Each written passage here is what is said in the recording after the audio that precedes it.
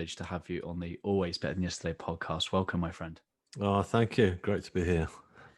I'd love to know, with everything that's kind of gone on in your life, do you think like this conversation was never supposed to happen, like shouldn't be happening, or whether it really should be happening?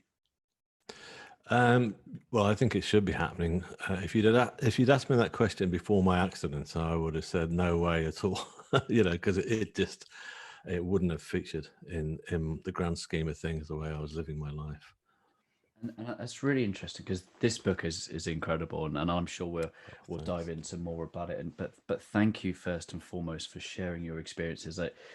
I'm sure it must have been a process to go through, but I think what you really captured really well is this sense of who you were before your accident, and I'd love to kind of dive into that and help bring that to life for us a little bit. Yeah, sure.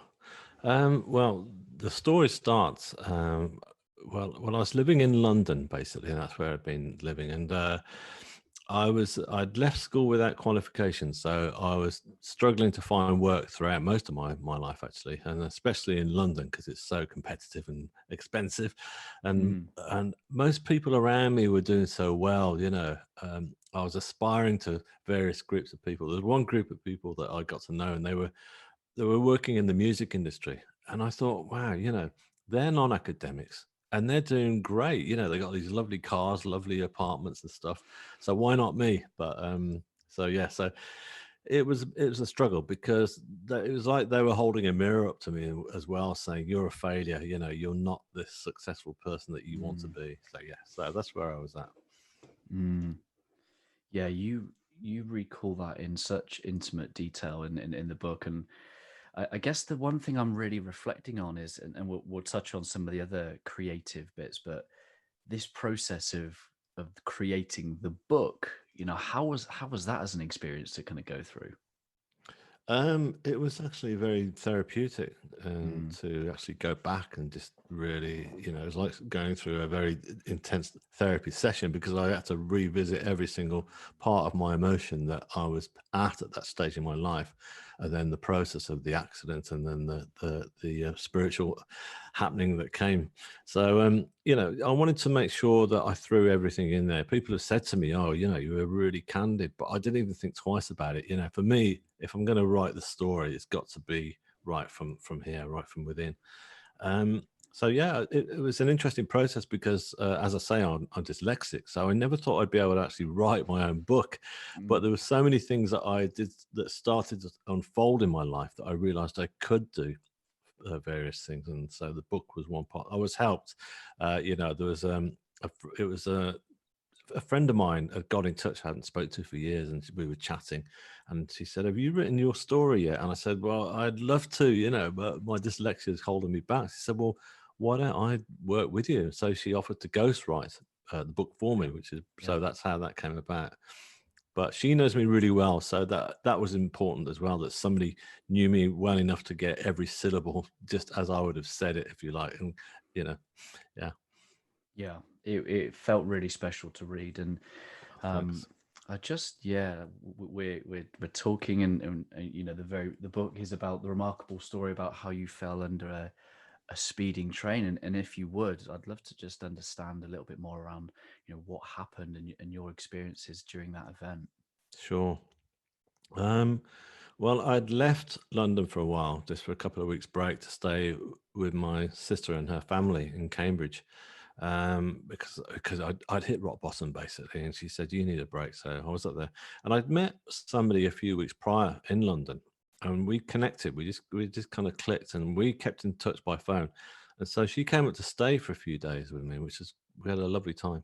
So I saw her off at the rail station, and she had to get back to London, and I helped her onto the train with her bags and everything, gave her a hug and a kiss, and we said our goodbyes. And then the emergency buzzers for the automatic doors to close started alerting. So I stepped back, but as I did, the bottom part of my coat got trapped in the closing doors as they slammed to, and it was well trapped in there, and I just Mm, could not pull it free. I tugged obviously with my life.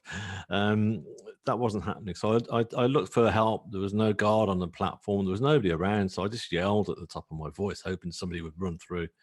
Um, that didn't happen. The engine started to rev up, and I thought, oh, this is not looking good. And I remember just thinking, bang on the windows. Nobody came through. I just thought at this point, I don't think I'm going to pull free of this. I think this is it. I think I'm going to die, because I didn't think I was going to survive this, because the train started pulling out at tremendous speed. And they really do pull out of stations a lot faster than you actually think. Because when you're sat inside your carriage, you don't care about those kind of things, do you? You just sit down and say, right, I've got my seats, and get my bag sorted, and the train's pulling off. But wow, they really accelerate. So by the time it had pulled into top gear, I was like, I was off my feet, and I was being dragged along the platform at great speed. And then I was pulled between the space of the platform edge and the train itself. And it was like, I just heard this tremendous rip, I remember, and it was like time had just stretched, and my vision had stretched. And I remember just seeing the side of the carriage doors disappearing into the sky, and then I just went down into this dark pit, into the grips of hell. It was just and thrown around relentlessly like a rag doll. And so, yeah, the experience of that was just really violent, and I suddenly felt this sensation of just, it was just me, just pure skin and bones, fighting against this huge metal beast, that I was determined not to let it take me. Then I suddenly found myself lying on the ground as I'd been tossed around throughout this ordeal, and then I was just laid there in between the tracks as the train continued on, because it was a very long train. So I just kept my head down into the oily gravel and just hoped for the best, that nothing would hit me over the back of the head. And it moved on eventually. It moved straight on down the track, and there I was lying there just thinking, what just happened then? And how come I'm alive?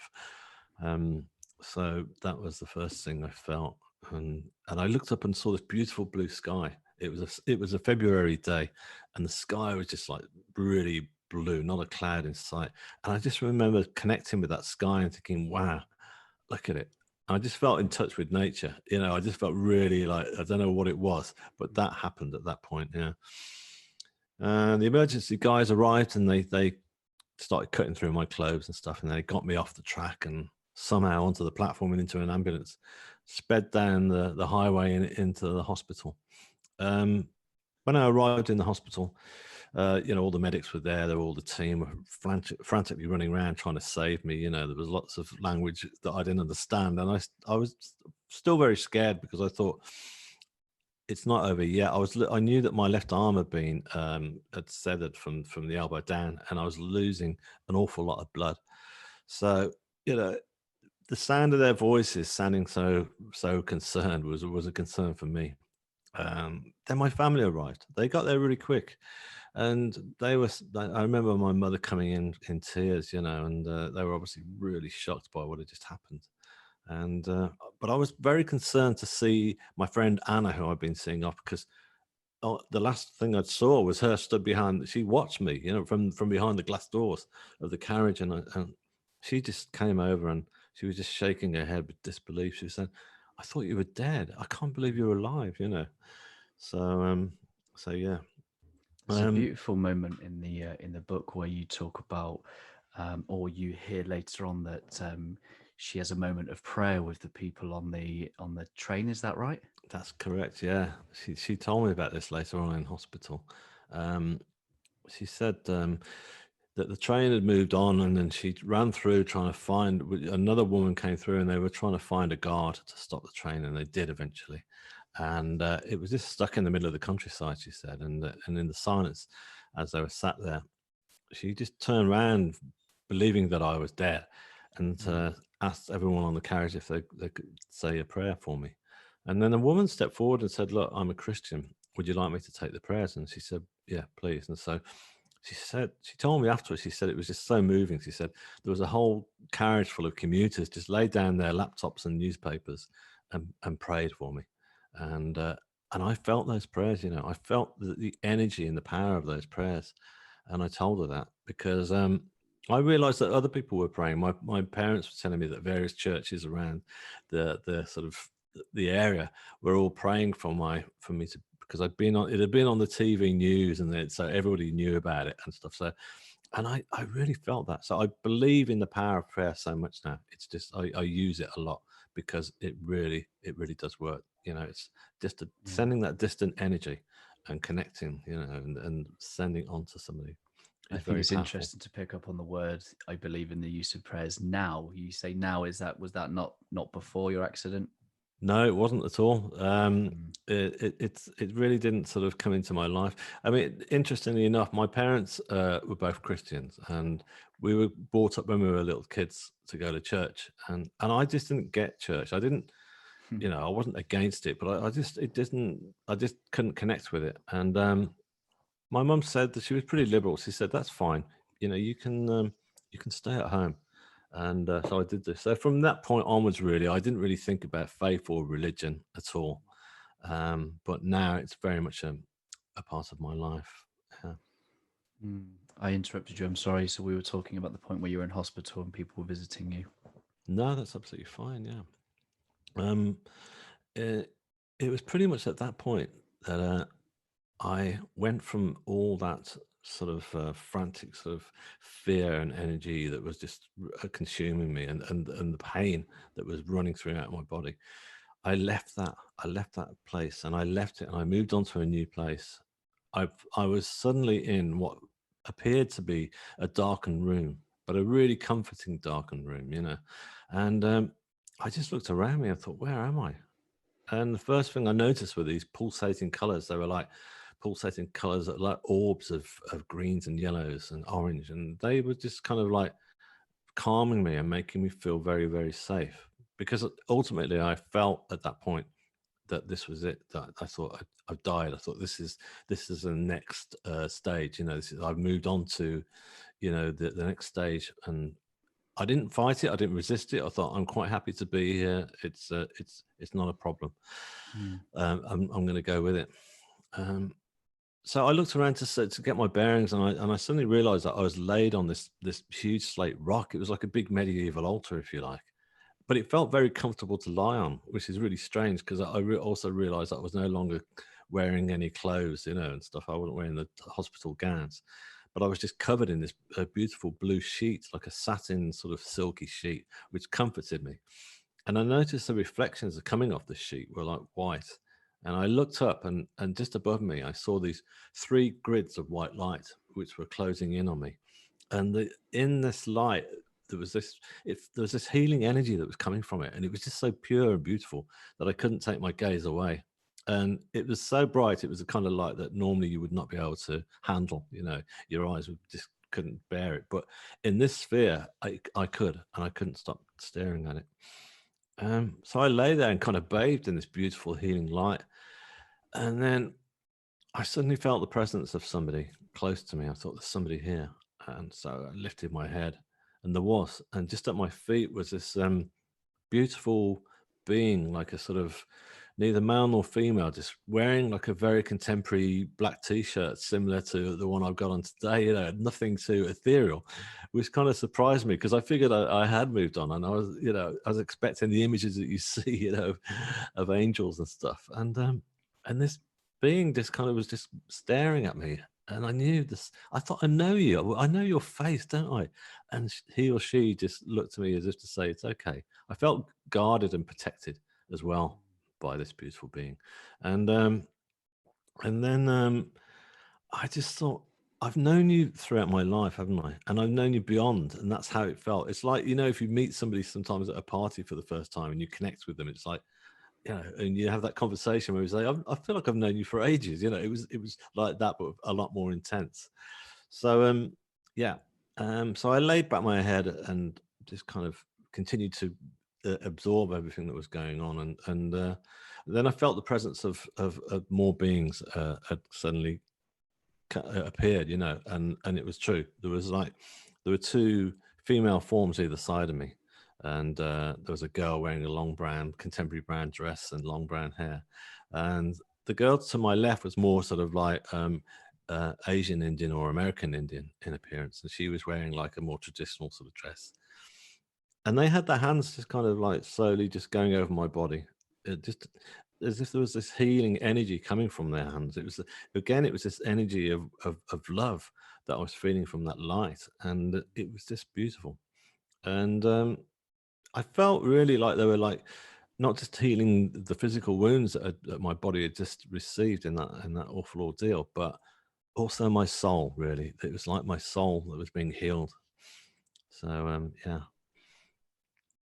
Um, I started thinking about my family down in the hospital because I knew that they'd been pretty distressed by what had just happened, and I figured, well, they're now going to be stood next to that I've clearly moved on, you know, and I'm not there, and that's going to be really distressing. So I looked over my left-hand shoulder. I tried to look over this huge rock, and as I looked down, I looked into like this, I couldn't see them at all, but what I did see was this beautiful sort of waterfall. It was like the size of Niagara. It was absolutely awesome.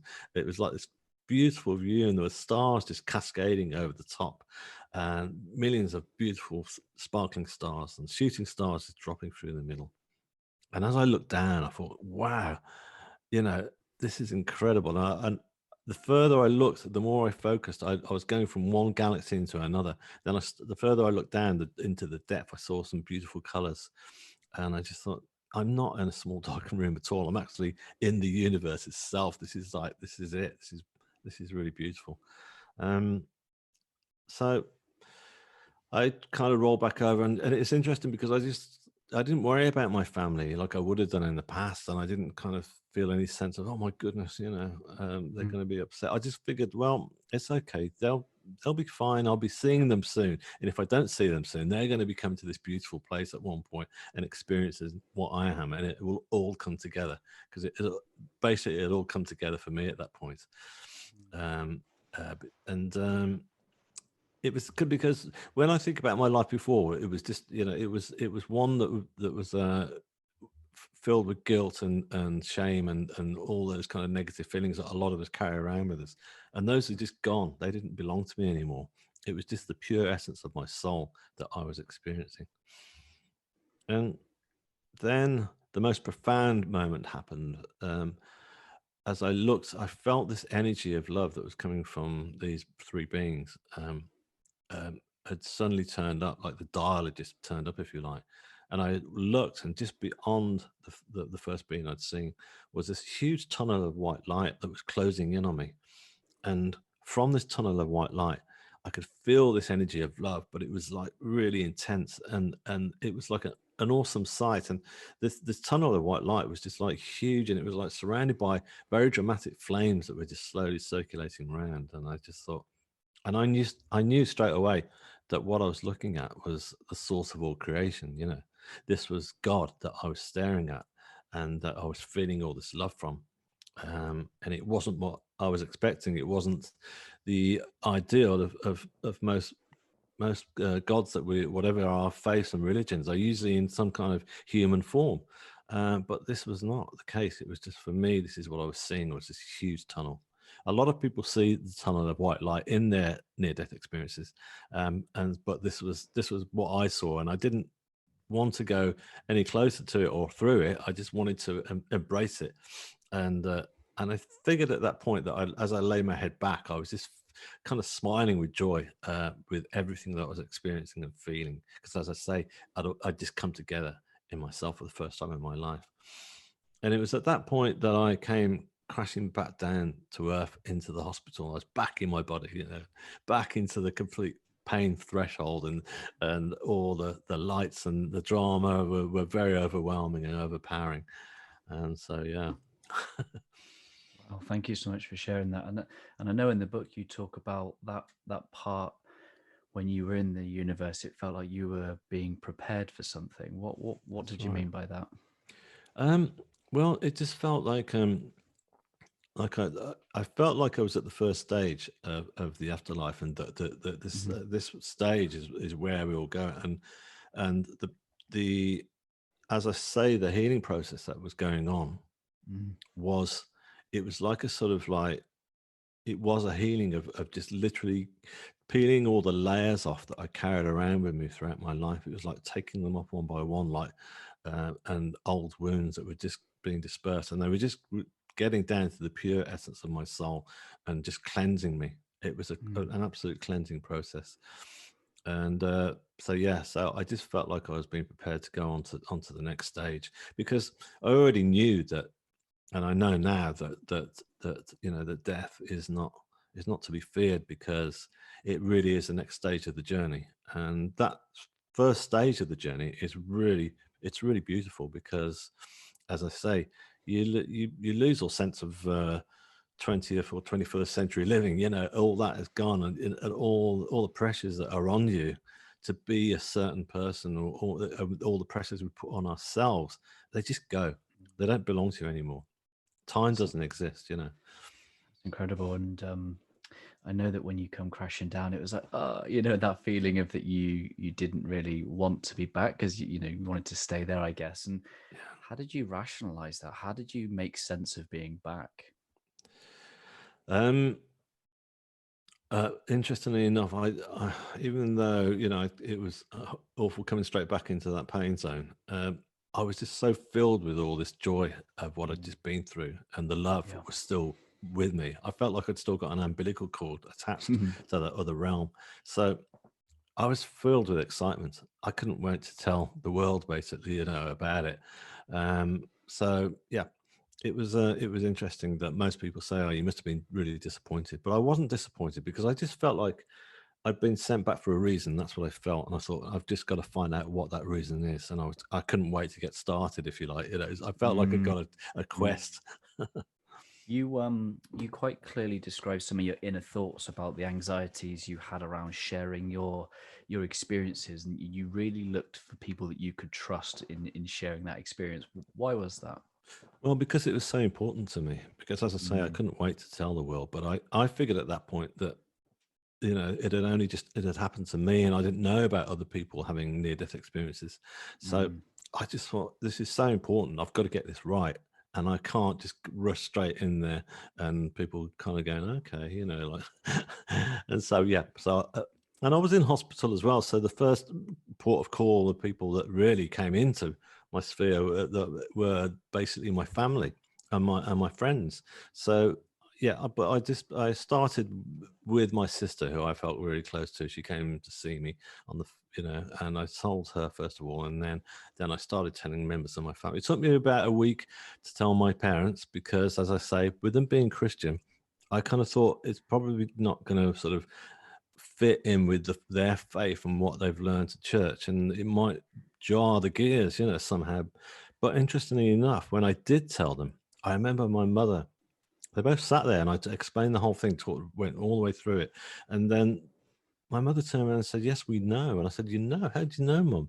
And she said, "Well, it, we always talk about it when we leave here. We come into your hospital room," because I had this room to myself. And she said, "And we walk in, and you've got all these tubes coming out of you and what have you, and you can't move, but you're just glowing, and you've got this energy that's kind of giving out love and radiating it to people around you." And so yeah, so it was great to get that initial feedback. That gave me an awful lot of sort of mm, strength to be able to start telling others eventually. mm. I love that. And how did you come back different? Obviously, I know the rest of the book, but for our listeners and our watchers, I'd love to know, how did life change? How did David change? And what did you go on to start to do? Yeah.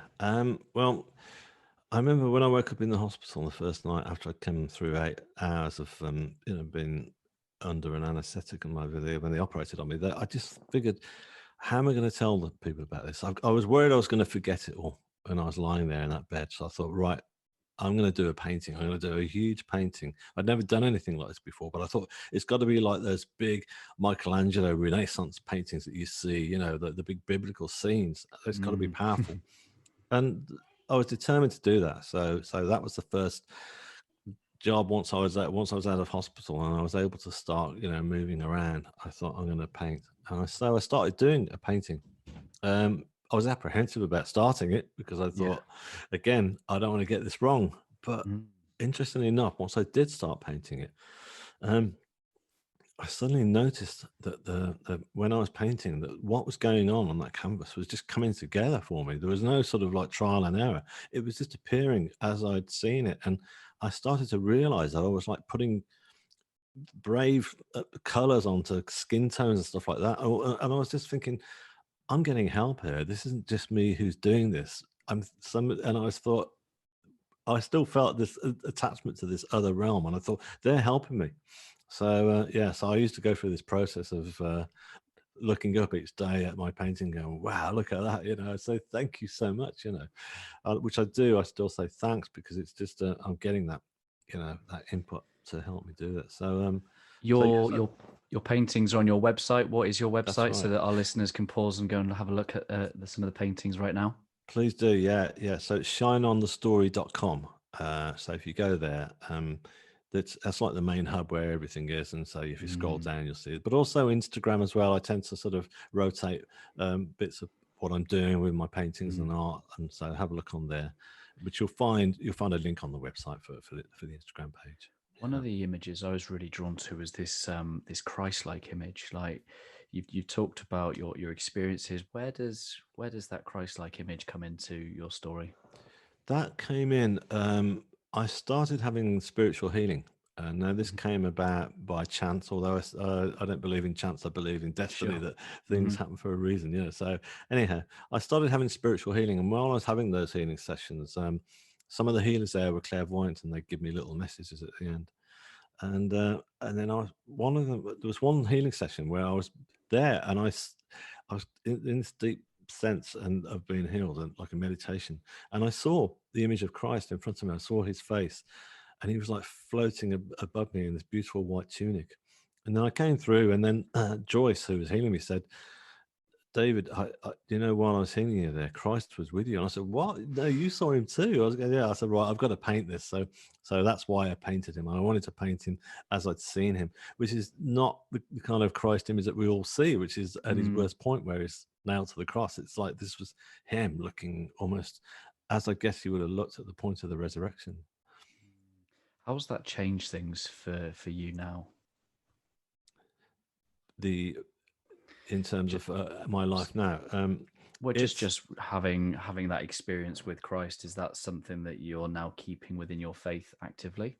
Yeah, absolutely. Yeah, and it's my faith is really important to me, and it stays with me on a daily basis. And Mm. it's I don't attend any churches at the moment, Mhm. but apart from the spiritual healing, which is it's a very beautiful process. Not many people know about how that works, and it's almost like a bit like Reiki healing, but it's it's connecting with spirit, and it's connecting with God. And so for me, I guess that is my church, and that's the closest I come to connecting with that other realm and my guides and with God. So yeah, it's very much a part of my life, and if people or myself are going through hard times, then yeah, I pray, and Mm. as I say, the power of prayer is very important and very strong. So it's made my life a lot more. I mean, my spiritual path has just made me connect with myself, basically, because it's made me get in touch with my higher self, my higher consciousness, if you like. Mm. I love this description of your creation of your art. It really gets a sense that you are channeling it. It's not like in a head where you're thinking about what to create. It, hearing the words as you describe it, you're experiencing it, and it's being brought to life through you. And I guess, how does that explain how a punk rocker can become a classical composer? How does Talk to us about that process? I'd Yeah, love to well, hear. exactly.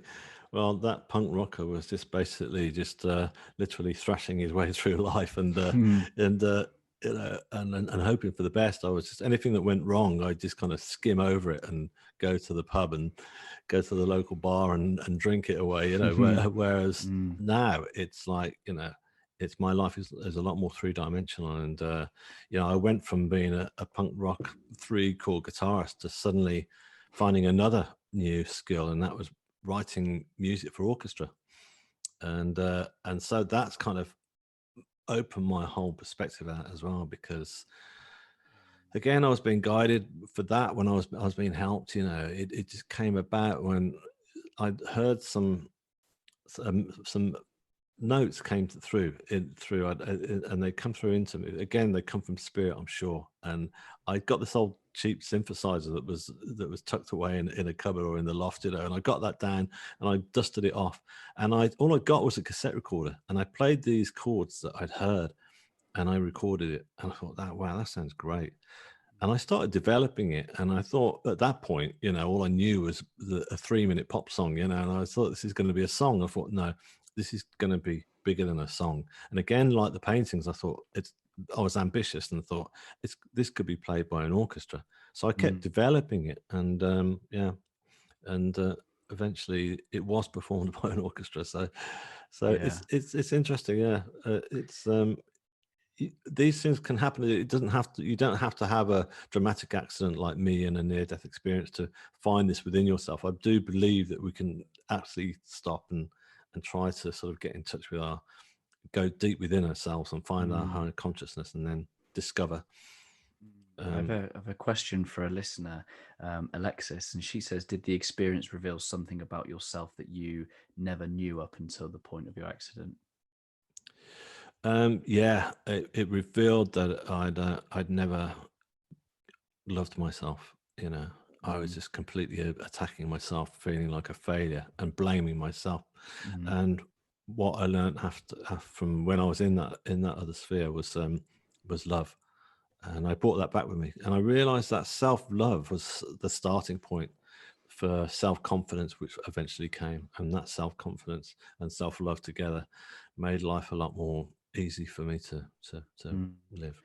You end the book with a quote that says, in the vastness of everything, in the journey of our life, the one thing that makes it bearable is love. And I really liked that. Such a great ending. And I just love to know, because there's so much. I love being able to read your book and get inside the mind of what it's like, because you've got this seemingly calling, this guide that's taking you to places where you're stepping out the boat, you're doing things that you wouldn't traditionally have seen you go, and you say something in the book that says you had to trust that you wouldn't have been guided to this point if you weren't meant to be doing it.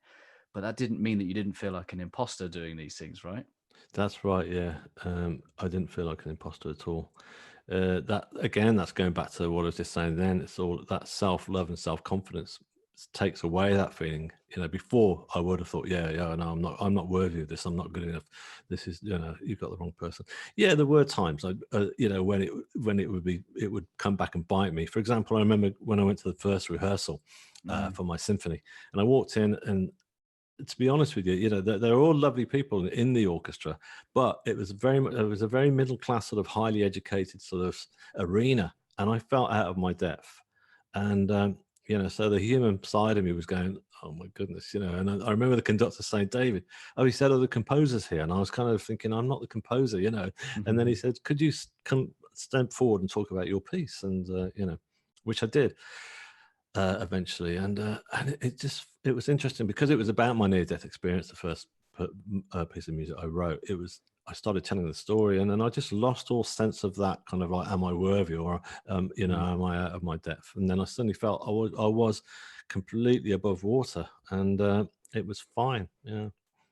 And your music is available on the website that we said earlier as well, which I'll include within the show notes. And I'd just love to know, what did that standing ovation feel like when your music that first of all you've experienced became real in the earthly realm? Like, what did that moment feel like?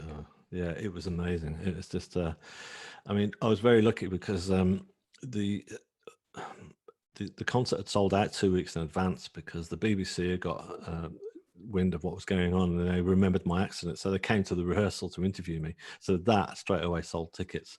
So it meant that the atmosphere in that venue was just fantastic. A lot of people had come along who for the spiritual reasons as well. So it was great, and it's amazing because, like you say, before I played guitar in a punk rock band, it was always playing in two men and a dog, and hoping to get to the end of each song without being booed off, Whereas in this scenario, I was sat with my family on the front row, listening to my music and not having all those nerves of being stood there performing it, and it was an amazing experience, and I trusted in it as well.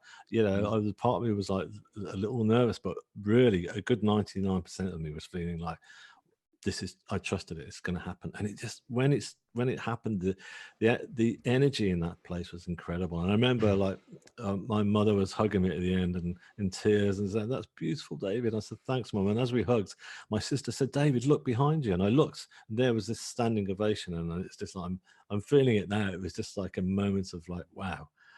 That was just beautiful. And it wasn't like an ego thing either. It wasn't like, oh yeah, everybody loves me. It was like everybody gets it. That's what I felt. That's what I wanted. Because your mates Jimmy and Matt, they were giving you some digs around. Look at this guy going all arty. Did they get it at that point? Did they really understand the transformation journey you'd been on?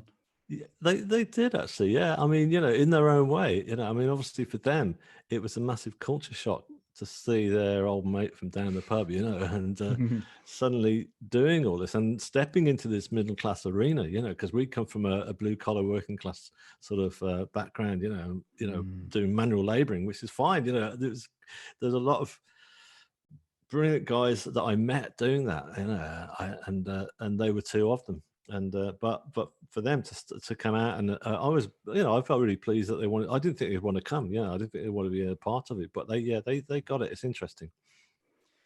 If you've got time, we've got a couple of questions from our listeners, and you may be able to answer these, you may not. But one of my listeners, Sarah, she's asking questions about the afterlife, and did you meet people that you had known, experienced? I guess her question is: are there people in the afterlife that can see us now and what we're doing now? Well, I didn't actually meet any sort of relatives or friends that have passed on. Some people do, but I didn't. Only the three beings that I saw, and I feel that they're still with me. I feel that they're my sort of guides, they're my guardian angels, if you like, and I feel that we've all got those. And I also felt that they'd been with me. Like I said, that first one I saw, I thought, I know you've been with me all my life. So yeah, that's what I saw. That's the main thing that I saw, and it's something that I really want everyone to try when everyone hits rock bottom like I did. And please know that you've got those helpers there, and just call on them, because I never did before, but now I do.